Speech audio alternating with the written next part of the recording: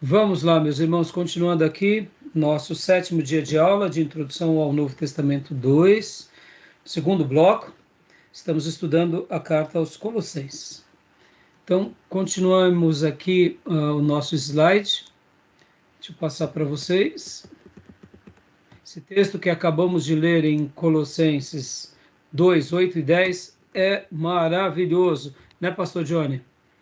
É maravilhoso, maravilhoso. Maravilhoso.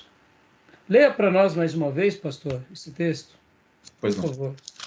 E sabe o que me impressiona em Paulo, irmãos? Paulo, ele é tão resolvido que ele fala o seguinte, olha, as coisas dessa vida, os conhecimentos dessa era, do mundo, da filosofia, as discussões, são úteis para o mundo, mas para nós isso não tem nada a ver. Para nós o que importa é Cristo, para nós o que importa é o Evangelho, para nós o que importa é a pessoa dele. Então, assim, Paulo pode ver que ele argumenta com inteligência, ele sabe separar uma coisa da outra. É como se nós disséssemos o seguinte: ó, na escola, as matérias de ciência são importantes, geografia é importante, mas uma coisa não tem nada a ver com a outra. A igreja é igreja, Estado é Estado. Eu, particularmente, acredito que a ciência é a filha mais nova de Deus. O mundo espiritual é a filha mais velha, depois vem a natureza, que é a filha mais nova. Um servo de Deus, ele vai saber trabalhar muito bem com a ciência, naquilo que a Bíblia mostra, ele vai unir, e naquilo que a Bíblia não mostra, ele vai falar, não entendo, eu não sei como Deus fez isso, mas a ciência está dizendo tal coisa, olha que interessante. Mas a gente não vai fazer uma oposição. Paulo é resolvido. Então, só que ao mesmo tempo a gente tem que separar as coisas. Algumas coisas são coisas de Deus e outras coisas são coisas dessa vida, que elas não têm nada a ver uma com a outra, no sentido do seguinte: o que o mundo diz não necessariamente é o que Deus pensa. O que a ciência, o que os intelectuais discutem, não necessariamente é o que Deus pensa. Então leia para nós mais uma vez, pastor Johnny, por favor. Vamos sim. Colossenses 2, do 8 ao 10. Tenham cuidado para que ninguém os escravize a filosofias vãs e enganosas, que se fundamentam nas tradições humanas e nos princípios elementares desse mundo e não em Cristo. Pois em Cristo habita corporalmente toda a plenitude da divindade, e por estarem nele, que é o cabeça de todo poder e autoridade, vocês receberam a plenitude. Joia. Obrigado, pastor. Maísa, pode continuar lendo aqui, a partir do 3º ponto. O nome gnosticismo vem do termo gnose. Não, desculpa. Desculpa, pastor. Esse daqui. Ele destaca que o mistério que nos interessa é Cristo, qual já foi revelado a nós. De nada importam os mistérios gnósticos. Exatamente. Olha que interessante aqui, dar uma pausa. Lembra que na aula passada, nas aulas passadas, principalmente quando falamos sobre Efésios, o grande mistério de Deus que estava oculto, que é a igreja, que não é a igreja parede, que é a igreja como corpo de Cristo, que representa Cristo na terra. Guardem isso, irmãos. A igreja representa Jesus na terra. Nós representamos Jesus na terra. Não é o prédio, não é o santuário. Ali é um lugar que nós nos reunimos para adorá-lo. Mas ali é só uma demonstração física de uma edificação do lugar que nós nos reunimos para buscar a presença. Mas o que realmente representa a presença do corpo de Cristo na terra é os crentes. E o grande mistério de Deus que estava revelado é a igreja. Igreja como corpo, como ajuntamento de crentes. Então, esse é o grande mistério que estava oculto, que foi revelado. Já os outros mistérios gnósticos são boas para as discussões filosóficas, mas não tem nada a ver com a fé, porque é aquilo que são princípios, como Paulo disse aqui, né, que não tem nada a ver conosco, no sentido de são vãs filosofias enganosas, porque para nós já estamos na certeza, nós não estamos no engano, tá bom? Um detalhe aí. Pode falar, Júnior. Só um detalhe aí, porque Paulo faz essa aplicação aí, porque o gnosticismo era um conhecimento de filosofia helênica, e que essa miscelânea, essa mistura da gnose, né, dessa filosofia, estava atrelada ao conhecimento, às religiões de mistério que existia com os sumérios e com os egípcios. Depois que Paulo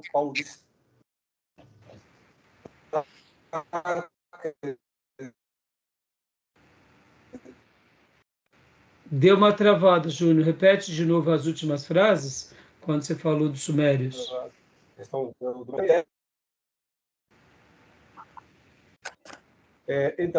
o destaque que Paulo aponta aí sobre a igreja, a corrente dos gnósticos, filosóficos, misturada com o conhecimento das religiões de mistério, né?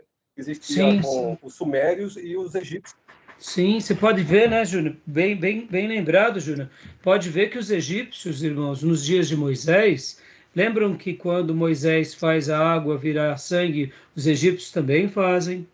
Quando Moisés pega o cajado que vira uma serpente, os egípcios também fazem. Então percebam que o poder espiritual, ele acontece nas religiões.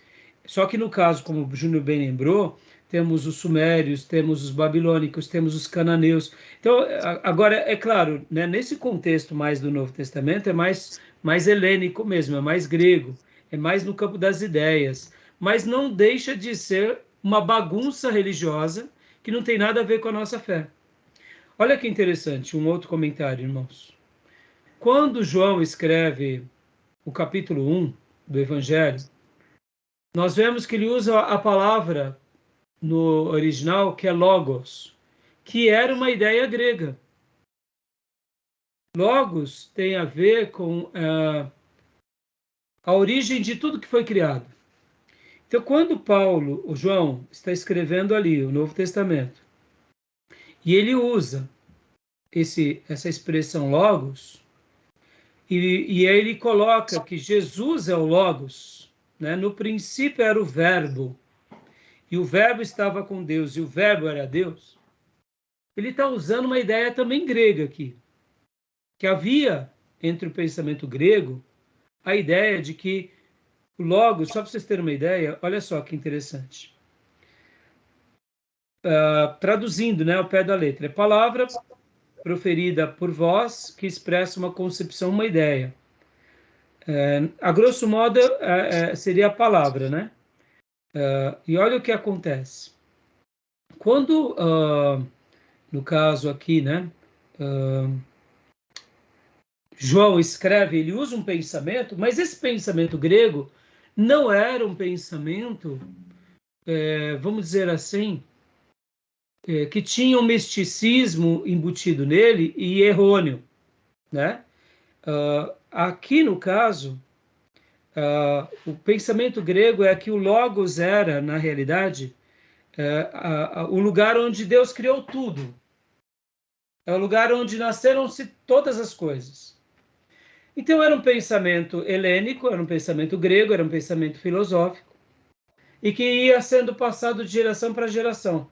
Quando João estava escrevendo aqui o capítulo 1, e falando sobre Jesus, ele fez uma ponte com essa mesma palavra. Mas só que ele foi mais profundo. Ele disse o seguinte, olha, no princípio era o Logos, que é da onde tudo foi criado. Mas esse Logos era Deus e esse Logos é o próprio Jesus. Então é como se ele estivesse dizendo, olha, vocês que pensam aí na filosofia, que tem esses princípios filosóficos, que falaram sobre o Logos, eu quero dizer uma coisa. O Logos de fato existe e o nome dele é Jesus Cristo. Ele é a palavra de Deus encarnada. Ele é a palavra de Deus que dele se deriva todas as coisas. Porque todas as coisas foram criadas por ele e sem ele nada do que foi feito se fez. Nele estava a vida e a vida era a luz dos homens. O nome dele é Jesus. Esse Logos, que é a palavra, a origem de todas as coisas, é Jesus Cristo. Ele é o Criador de todas as coisas. Então, percebam que os apóstolos, eles Se havia alguma coisa boa e útil que correspondia com a verdade da revelação de Deus, eles usavam. Claro que tudo isso pelo poder do Espírito Santo. Tá bom, irmãos? Então é bem interessante que quando eles refutam o pensamento filosófico, é porque tal pensamento filosófico vai contra o que? Os valores de Deus. Vai contra os princípios. Né? Exatamente. Contrapõe, porque desde essa questão do superando a questão mitológica dos gregos, que depois vem a corrente filosófica dos pré-socráticos, que sai do mito e entra para a questão filosófica.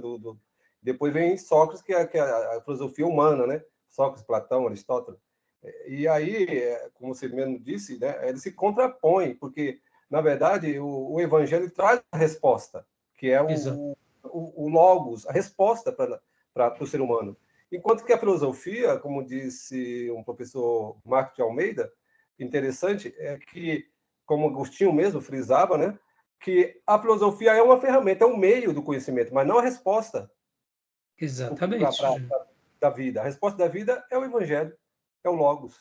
Muito bem, é isso aí, parabéns, é isso aí. É isso aí, né? Então a filosofia ela pode até ser útil, irmão. Por isso que nós aqui, e assim como igreja, irmãos, a gente não tem que ter medo de pensar. A gente não tem que ter medo de contra-argumentar. E a gente também não tem que ter medo de dizer, olha, eu não sei. Eu não entendo sobre essa questão. Ah, então você não entende porque você não abandonou? Eu não entendo muita coisa dessa vida e também não abandono. Eu não entendo porque eu nasci onde eu nasci, quando eu vou morrer, quando eu morrer, e nem por isso eu abandono minha vida. Eu não entendo porque minha mulher gosta de gastar e nem por isso eu abandono ela. Poxa, eu não entendo muita coisa. Eu não entendo porque tem hora que eu estou com vontade de fazer algumas coisas erradas e nem por isso eu vou me matar. Então, essas ideias tolas e fúteis que as pessoas tentam nos contra-argumentar, a gente tem que também deixar de mão e não perder tempo com elas. Mas, ao mesmo tempo, a gente tem que ter medo de tentar dar uma resposta, tentar argumentar, aprender. Agora, quando a gente vê que elas realmente não casam com as vontades de Deus ou com a palavra de Deus, a gente diz, isso não serve para mim, né? Então, beleza. Obrigado, irmãos. Mais alguma pergunta, alguma dúvida, irmãos? Agradeço a Jesus pelo seminário, que eu aula, viu? Que bom, mas o seminário, sabe, mas eu depois da minha conversão, mas sabe, eu falava assim para Deus, né, que a minha maior bênção de todas foi, né, a conversão. Depois, em segundo lugar, tinha sido o seminário. É claro que depois eu conheci minha esposa, me casei, aí o seminário foi, né, tendo o seu devido lugar, porque a gente aprende e vê que a pessoa que Deus coloca do nosso lado para a gente constituir uma família é o maior presente dele para a nossa vida aqui na Terra, né? E os filhos. E então, assim, mas dentre as grandes bênçãos de Deus para a minha vida, também o seminário estão entre eles, porque o seminário, mas me ensinou a ter o que? Convicção na palavra. Me ensinou a amar a palavra, me ensinou a defender a palavra, e me ensinou a ter certeza na palavra. E me dar resposta, me fazer enxergar as coisas. Agora, perceba, né? Tudo isso só tem sentido que se esse conhecimento ele escorregar do nosso, né, da nossa massa cefálica, descer pelas nossas, né, pela nossa cabeça e vir parar no nosso coração, né? Porque se não acontecer isso, eu costumo dizer, mas que a gente vai se tornar um girino de Jesus. Sabe o que é o girino de Jesus? Não. Lembra do girino? Lembra do girino? Uhum. Né? O óvulo do sapinho. Uhum. Só tem cabeça e um rabinho. Né? É um cabeçudo, não tem corpo, né? Não tem atitude. É um girino. É um seminarista, muitas vezes, é um girino de Jesus. Tem a cabeça cheia, sabe tudo, mas não faz nada. Ah, não quero ser girino de Jesus, não. Entendeu? Mas o seminário é uma benção, tá bom? Amém. Joia. Vamos lá, continuando, irmãos. Continua, irmã, por gentileza. É o quinto, né? Você leu o quarto? É da gnose? Eu acho que não, né? O nome gnosticismo. O nome gnosticismo vem do termo gnose, que significa conhecimento. Paulo usa a mesma palavra para mostrar que o conhecimento de Deus através de Cristo é suficiente para suprir as necessidades espirituais do homem. Joia. Ou seja, não é o conhecimento da vida, não é o conhecimento dos mistérios, dos meandros, daquilo que é místico, mas é o conhecimento de Deus em Cristo, que é revelado na palavra. Olha como João foi feliz, irmãos. João disse que Jesus é o verbo, Jesus é a palavra. Em outras palavras, a Bíblia Sagrada tem um tema central. E o tema central dela chama-se a pessoa de Jesus Cristo.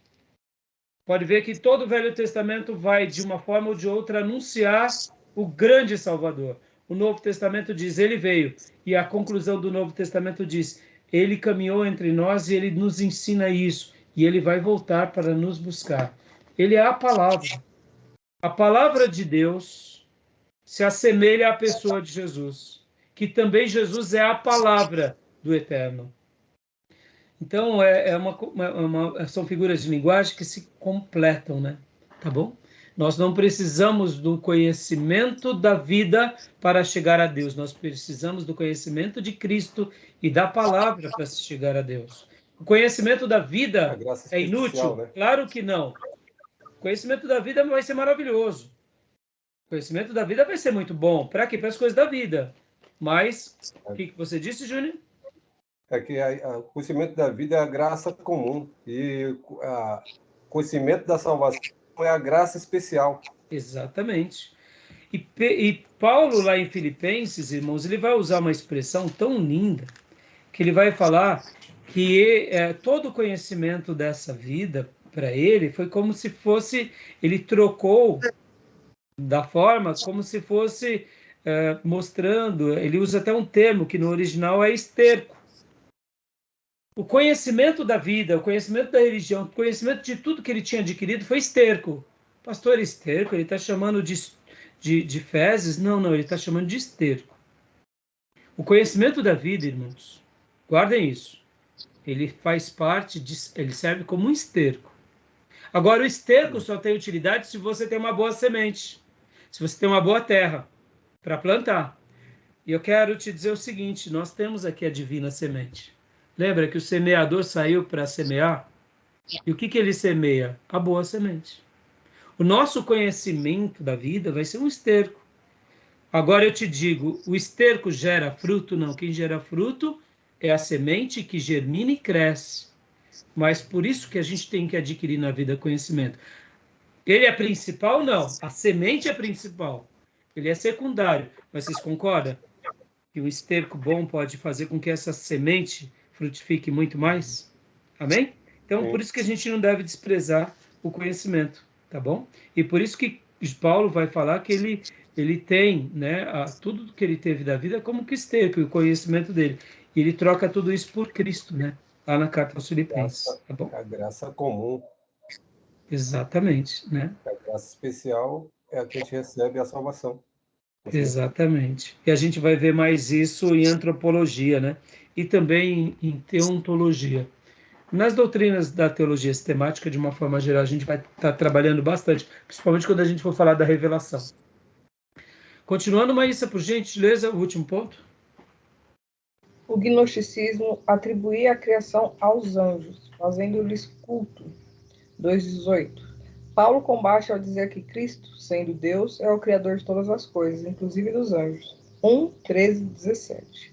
Acrescenta ainda que o Senhor Jesus está acima de todos os poderes angelicais, sejam eles principados ou potestades, os quais estão sujeitos ao senhorio de Cristo. 2:10-15. Glória a Deus. A ideia de Marcion, né?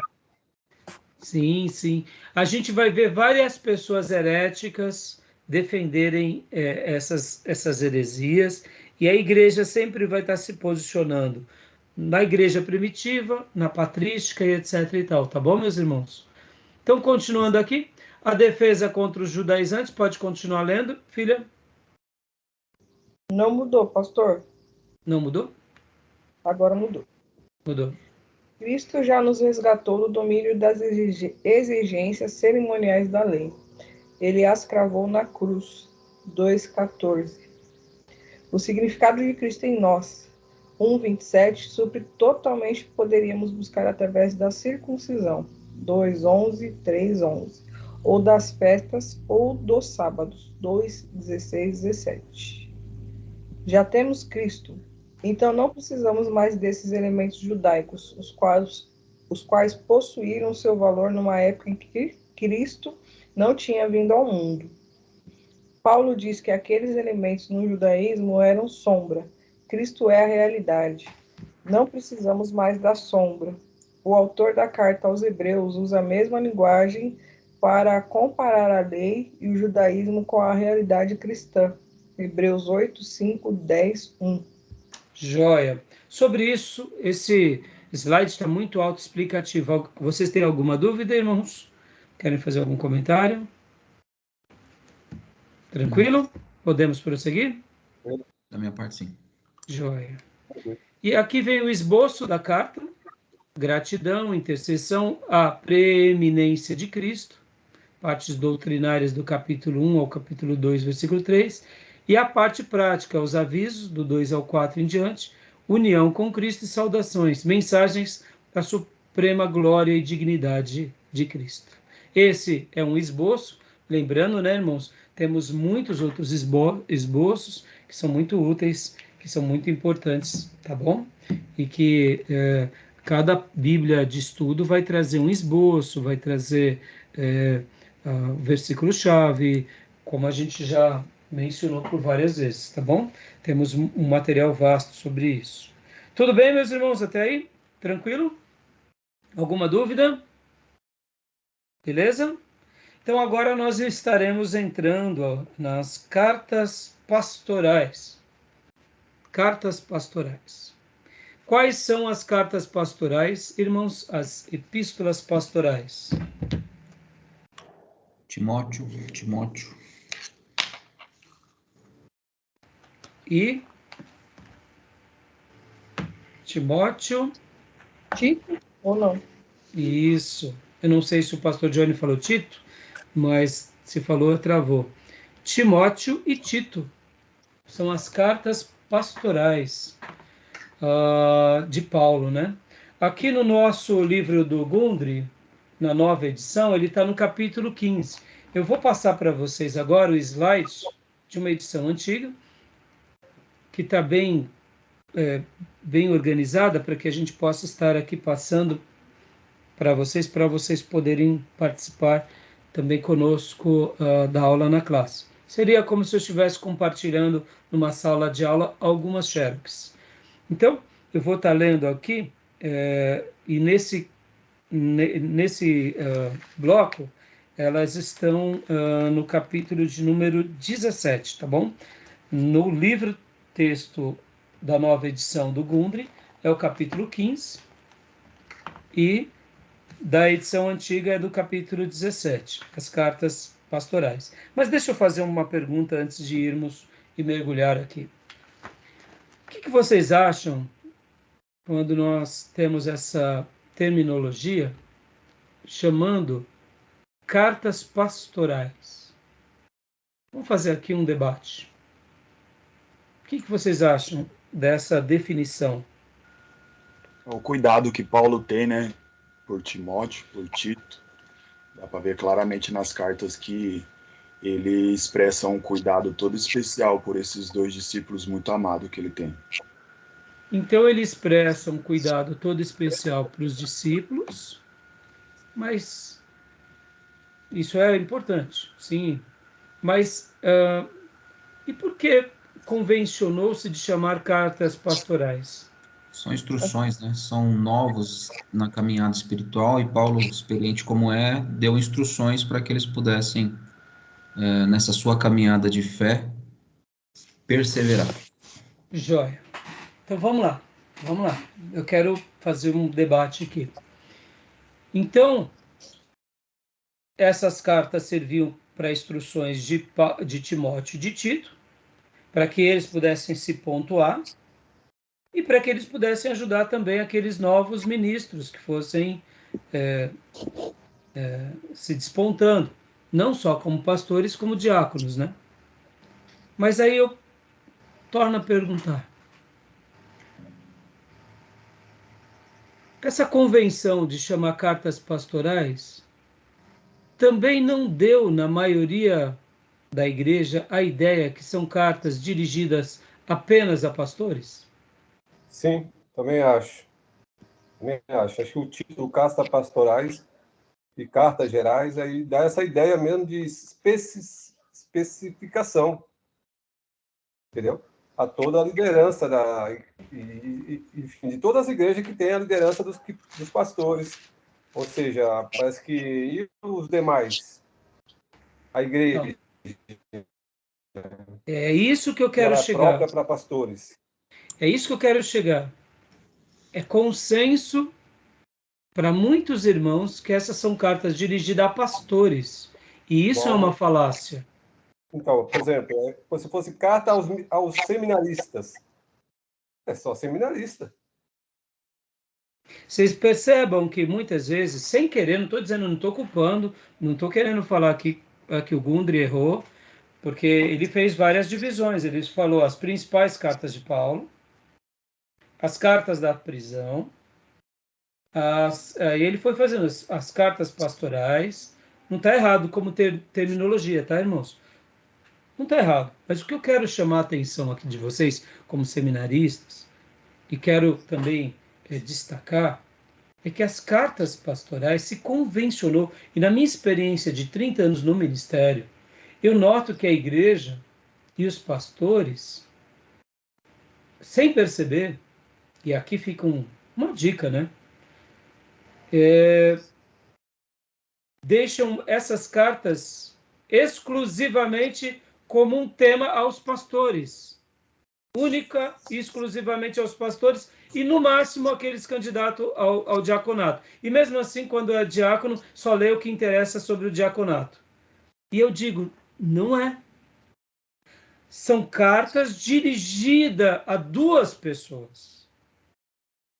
Em outras palavras, o Espírito Santo estava usando Paulo para que Paulo escrevesse a dois ministros.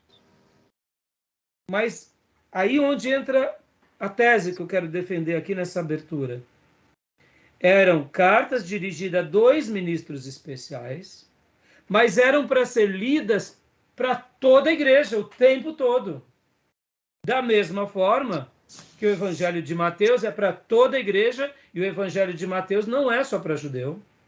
Da mesma forma que o Evangelho de Marcos é para toda a igreja e não são apenas para os romanos.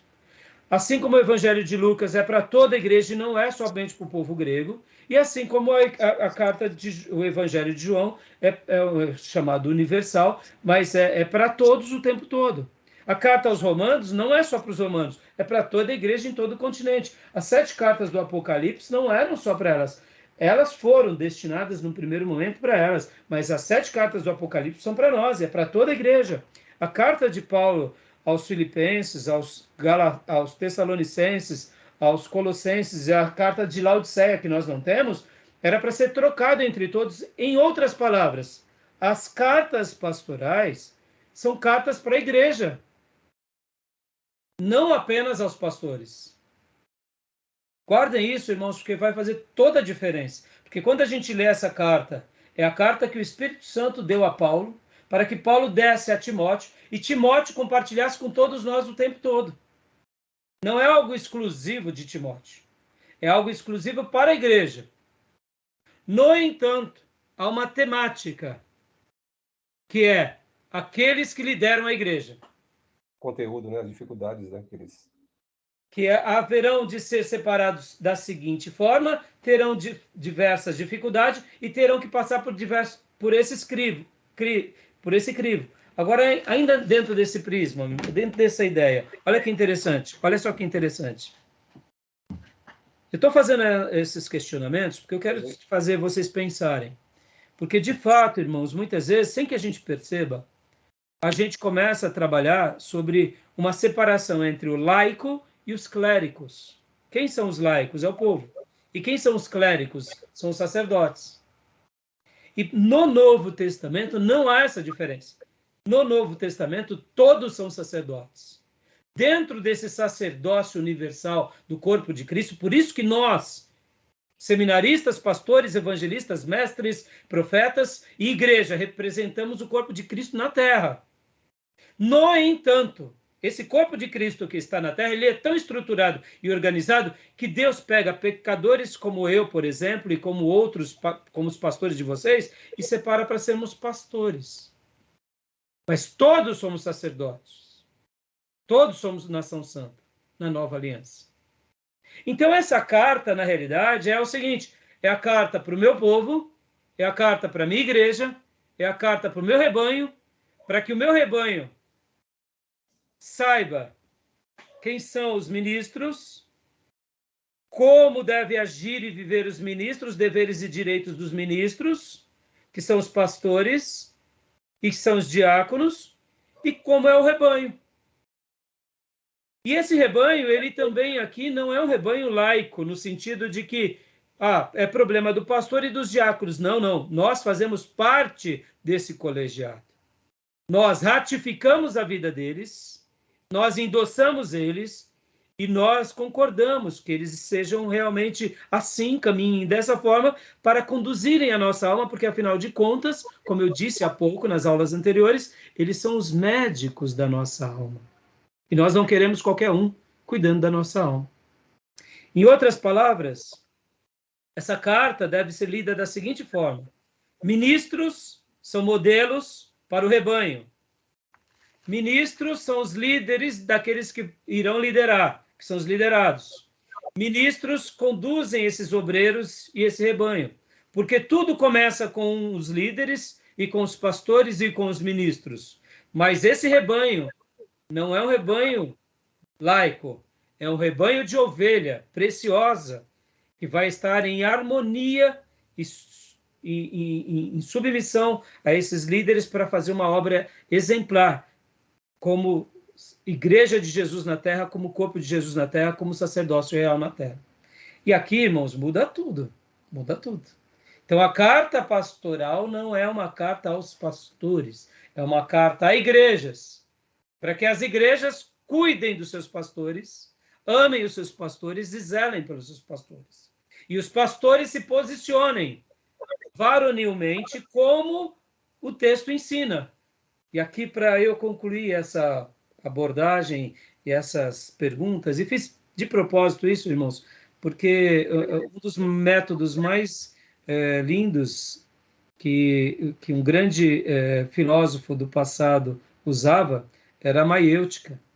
É perguntando. É método socrático, né? Você vai perguntando e a pessoa tenta responder, e nessas perguntas e respostas, a nossa interação do conhecimento aflora, né? E então, irmãos, quero concluir com as palavras do nosso querido e saudoso pastor, professor, mestre, o seu Shed. Ele estava dando aula em Perdizes e ele leu o texto de Paulo, que falava: sejam meus imitadores como eu sou de Cristo. E um dos alunos levantou a mão e falou: mas, pastor Shed, Paulo aqui não está exagerando, não? Dizendo para nós essas palavras, para que a gente diga isso daqui para as pessoas. Paulo não exagerou? E aí o Dr. Shed disse... Foi mais ou menos esse diálogo, né? O Dr. Shed disse também algo do tipo: filho, se você não está pronto para dizer isso para as pessoas que te ouvirão, então vai vender tomate na feira, vai fazer outra coisa. Porque se você não está se preparando para dizer isso para as pessoas, então você não serve para o ministério de Jesus. Meus irmãos, eu tenho o Dr. Shed como uma referência para a minha vida. É um homem de oração, é um homem de estudo, é um homem de consagração. É um homem que deixou uma marca maravilhosa no meio da igreja brasileira e do mundo, mostrando o que é verdadeiramente ser um servo de Deus. Ele era um batista tradicional, mas um crente cheio do Espírito e um pastor magnífico. Então, se nós, como ministros, não estamos de acordo de dizer essas palavras ou de viver essas palavras, façamos outra coisa. Vamos ganhar dinheiro, vamos construir empresa, mas não vamos fazer ministério na Igreja de Jesus, tá bom? E essa carta, ela é uma carta para a igreja e para ministros desse calibre, que vão dizer: sejam meus imitadores como eu sou de Cristo. Tá bom, meus irmãos? Talvez você diga, mas pastor, e quando nós não conseguirmos ser imitadores de Cristo como deveríamos? Então sejamos leais. Sejamos leais. Digamos, irmãos, nessa área da minha vida eu ainda tenho fraquezas e eu quero superar e eu vou superar. Está diante de vocês alguém que não é perfeito, mas está diante de vocês alguém que luta que nem um cachorro bravo segurando o osso e não deixando o diabo pegar o osso da minha boca. E eu vou ficar com esse osso e não vou soltar ele de jeito nenhum. E é assim que a gente tem que ser. Tá bom, meus irmãos? Joia? Beleza? Alguém quer fazer alguma pergunta? Alguma dúvida? Por que eu fiz todo esse questionamento aqui com vocês? Sabe por quê, irmãos? Porque na igreja primitiva, eles não viam necessariamente que as cartas de Timóteo eram só cartas pastorais. Eram cartas para a igreja. Ao invés de ser uma carta dirigida a uma igreja local, foram 2 cartas, ou 3, né? No caso, 2 delas a uma mesma pessoa, dirigida a 2 servos. Pensem, irmão. Oh, meu Deus do céu. Espírito Santo devia ver esses 2 irmãos, Timóteo e Tito, como pessoas magníficas. Eles deviam agradar o coração do Pai, como foi Elias, como foi Enoque no Novo Testamento. Timóteo era um discípulo de Paulo tão dedicado que o Espírito Santo deixa 2 cartas para ele. Oh, meus irmãos, coisa maravilhosa. A carta de Filemon foi ali um pedido de, olha, assim como eu salvei você, você tem uma dívida comigo, perdoa o irmão aqui. É diferente. Essa carta é uma carta exclusiva a 2 crentes. Oh, meus irmãos. Só que na igreja primitiva, ela não tinha essa conotação apenas pastoral. Ela servia mais aos pastores, mas ela era para a igreja ser lida. Então, irmãos, ela é uma carta que a igreja precisa ser lida. É uma carta que a igreja precisa ver. A igreja precisa... E aqui mais uma coisa, para eu concluir esse pensamento. Olha só que coisa linda. O pastor, irmão, tem que ser o modelo da igreja. Simples assim. E por ele ser o modelo da igreja, ele diga, leiam Timóteo e sigam os meus passos como eu sigo os passos que está aqui em Timóteo. Pastor, essa carta, como que a gente tem que ler? A gente tem que ler na seguinte perspectiva. É uma carta de Deus para todo crente, em especial ao pastor, e o meu pastor tem que viver assim, e eu tenho que seguir os passos do meu pastor. Porque eu estou numa igreja do Deus vivo, eu tenho um líder que cuida da minha alma. Simples assim. Tá bom, meus irmãos? Então vamos aqui para o nosso material. Alguém quer fazer algum comentário, alguma explicação? Só acrescentar aí que eu, desde a minha conversão, nunca li nessa perspectiva de que é carta para pastor. Nunca li. Eu li a perspectiva de que é para todo crente. Entendeu? Eu vou ler agora na perspectiva do que é para liderança, para quem lidera, para quem é pastor. Não, continua lendo na perspectiva que é para todo crente. Não, é só para poder entender. Né? Mas você entendeu, é que, na realidade, Júnior, na minha experiência, eu notei que muitos pastores, por exemplo, vão dar ênfase quando é questão de ordenação pastoral, entendeu? Não sei se o pastor Johnny também já notou isso na experiência dele, mas não é uma carta que a igreja estuda ela. Não é, a igreja geralmente não estuda muito essa carta. Estuda muito Atos, estuda muito Coríntios, Romanos, Efésios.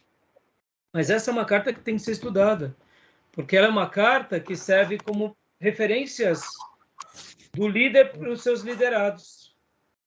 Em outras palavras, eu diria que é uma das cartas mais pessoais do Novo Testamento. É uma carta onde é como se Deus estivesse dizendo: minha igreja, é assim que eu quero todos vocês, seguindo os passos do seu pastor. E pastor, abre os olhos, você é o primeiro da fila. Você que pega o caixão na frente. Não vacile não, pastor, porque eu te separei, te dei um dom e eu quero ver você sendo exemplo. Entendeu, pastor? É mais ou menos isso. Igreja, segue o pastor. Por isso que eu amava o pastor Enéas, quando ele dizia: quem é crente, me acompanhe. para as horas de culto. Irmãos, é isso que eu digo na minha igreja com muita ênfase. Irmãos, sigam os meus passos. Só sigam os meus passos. Faço o que eu faço. Agora, se você conseguir fazer coisas melhores do que eu, ótimo, vou aprender com você. Mas siga os meus passos. Porque no dia que eu estiver seguindo os passos de vocês, eu entrego o pastorado. Não tem sentido eu ser o líder deles. Concorda? Estou seguindo os passos dos irmãos. Os irmãos estão mais dedicados, mais consagrados, mais piedosos. Mas não tem sentido. Quem que tem que estar na frente? Quem tem que segurar o caixão na cabeça? Ali na frente, seguindo. É o líder.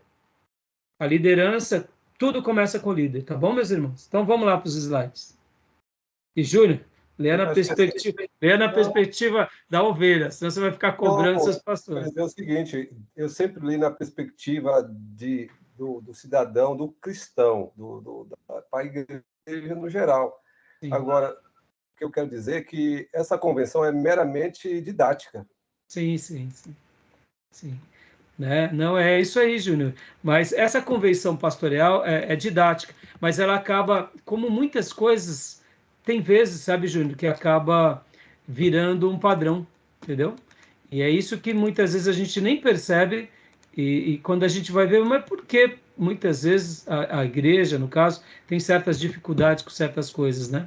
Mas tem a sua função mesmo de instrução para a liderança. Isso está claro, existe, mas estou dizendo, mas a gente não pode também pensar em limitar a palavra, a inspiração da palavra, o conteúdo que contempla todos.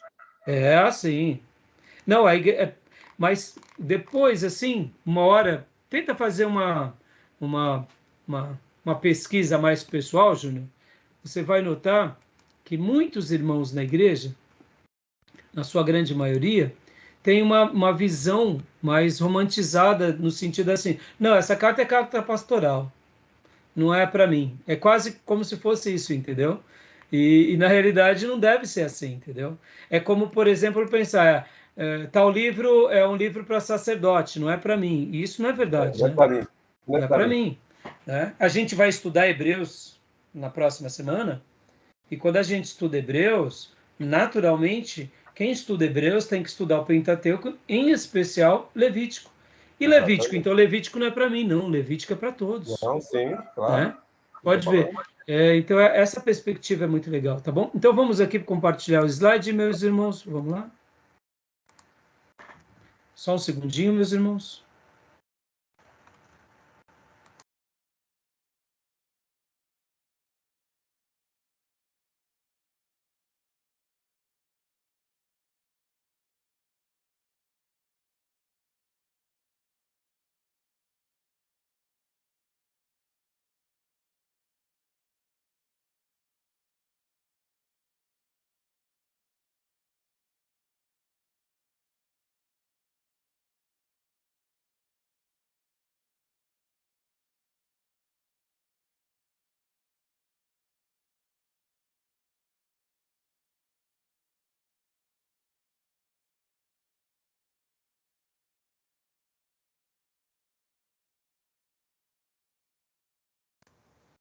Oi, meus irmãos, vamos lá.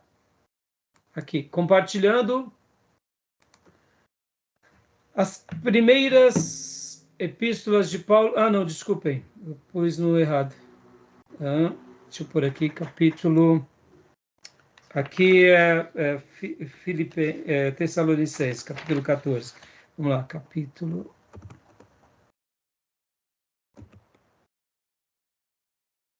Só um segundinho, meus irmãos. Deixa eu tirar aqui. Acho que é o capítulo 17, né, pastor? É 17 que eu estou tentando abrir. Não sei o que aconteceu. Aí, aqui, agora eu vou conseguir. Ctrl F.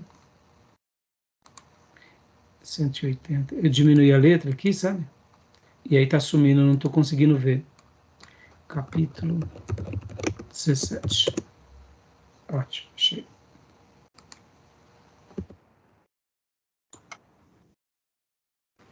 Pastor, tem uma mensagem meio que musical na internet de um músico chamado Marcos Teles, chamado Amado Timóteo. Muito bonito. São louvores e ele tem uma pregação no meio dos louvores, assim, dá uns 30 minutos. Olha, que legal. Depois põe no grupo, viu? Sim. Irmãos, eu tenho um carinho muito grande, né? Quando a gente pensa, né, em Paulo, a gente olha e fala assim, Paulo foi um chapelão enorme, pessoa extraordinária. Mas Paulo só foi também muito eficaz, porque ele tinha obreiros muito competentes do lado dele. Mesmo que a igreja não esteve com ele no primeiro julgamento, etc e tal, a gente tem que lembrar que Timóteo era esse auxiliar, assim, de um peso estratosférico. Não era um chapelão, mas foi uma pessoa maravilhosa. Tito, né, o próprio Epafrodito, a gente tem também Priscila, tem Áquila, né, temos assim pessoas que estiveram do lado de Paulo e tiveram à frente também. Porque podem ver que Paulo, ele foi forjado no cristianismo, ele foi forjado aos pés de quem? De Barnabé, temente a Deus e cheio do Espírito Santo. Quem é o mentor de Paulo no cristianismo ali, dando, sabe, aquela última polida, foi Barnabé. Então, Paulo, ele era extraordinário, mas ao lado de Paulo tinham pessoas muito, muito, muito valentes. Sóstenes, temos Silas. Paulo, né? Hã? Barnabé discipulou Paulo. Exatamente. Então, a gente não tem assim a quantidade de tempo, mas pode ver que ele só foi para Antioquia da Síria por Paulo. E depois Paulo se torna esse fenômeno. Filho da consolação. Exatamente. Depois Paulo vem e o quê? Paulo, logo na sequência, a gente nota em Paulo o quê, irmãos? Que ele tem esses discípulos maravilhosos também e que cuidam das igrejas, e Timóteo é entre eles. Então a gente não pode esquecer isso nunca, né? E quando eu falei há pouco sobre essa questão de ter se convencionado, depois pesquisem um pouco no dia a dia. Irmão, você já leu Timóteo e você já leu Tito? E aí o que você acha? Mas essa epístola tem que ser lida nessa perspectiva da igreja. É Deus falando comigo. É Deus falando comigo como eu tenho que seguir os passos do meu pastor. Não como... cuidado, irmão. Seminarista tem hora que está trabalho também. Agora eu vou ficar cobrando meu pastor. Agora eu vou ficar no pé do meu pastor. Peraí, meu irmão. A gente tem que apoiar o pastor, tá, irmão? Não é por mais peso, não, porque senão você vai ver, a gente está pondo fardo no pastor, né? Entendeu, irmãos? Tá bom? Vamos lá, meus irmãos. Então, vamos compartilhar aqui. Capítulo 17, as epístolas pastorais de Paulo. Quem quer ler para nós? Perguntas normativas. Quais são os prós e contras acerca da autoria paulina das epístolas pastorais? Em que ponto as epístolas pastorais se encaixam na cronologia da vida de Paulo? Quais foram as instruções de Paulo para a vida progressista da igreja e para a manutenção das crenças cristãs? Aí vem aqui 1ª e 2ª Timóteo e Tito. E a gente vai estar respondendo ao longo da aula, tá bom, meus irmãos? Vamos lá. Então, alguém leia para mim aqui, né? 1ª e 2ª Timóteo e Tito, conselho a pastores jovens. Alguém pode ler para mim?